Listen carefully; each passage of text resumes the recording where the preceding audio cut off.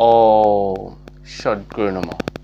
শ্ৰীমদ্ ভাগৱত গীতাৰ একাদশ অধ্যায় অৰ্থাৎ বিশ্ব দৰ্শন যোগ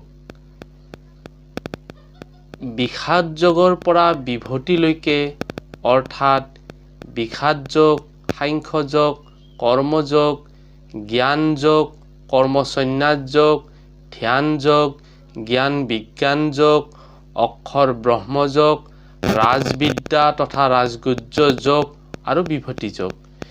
এই যোগৰ কথাবিলাক সকলোখিনি সৰলভাৱে অৰ্জুনে শ্ৰীকৃষ্ণৰ মুখৰ পৰা শুনি গৈছে। তেতিয়া অৰ্জুনে ভগৱানক এনেদৰে অনুৰোধ কৰিছে, ভগৱান, আপোনাৰ বিভূতিৰ সম্পৰ্কে মই বহুলভাৱে শুনিলো, যাৰ দ্বাৰা মোৰ মোহ নষ্ট হৈ গ'ল, অজ্ঞানতা নাশ হৈ গৈছে। কিন্তু আপুনি কৈছে যে মই সৰ্বত্ৰতে আছো, তাক মই প্ৰত্যক্ষভাৱে চাব বিচাৰো।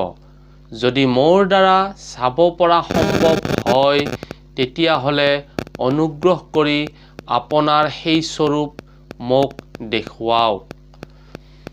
এই অধ্যায়ৰ 6 নম্বৰ শ্লোকত ভগৱানে অৰ্জুনক এনেদৰে কৈছে, পশ্যান্তিদিত বসু ৰুদ্ৰাণী অশ্নিন মৰুত তথা বহন্যাদৃষ্টি পুৰাণী পশ্যাঞ্চজনী ভাৰত। হে ভাৰতবংশী অৰ্জুন, তুমি মোৰ দ্বাদশ আদিত্যক, অষ্ট বসুক, একাদশ ৰুদ্ৰ, 2জন অশ্নি কুমাৰক আৰু 49 মৰুতক চোৱা, তথা এনেকুৱা আৰু বহুবিলাক আগতে কেতিয়াও নেদেখা আশ্চৰ্যজনক ৰূপক দৰ্শন কৰা। ॐ সদ্গুৰু নমঃ।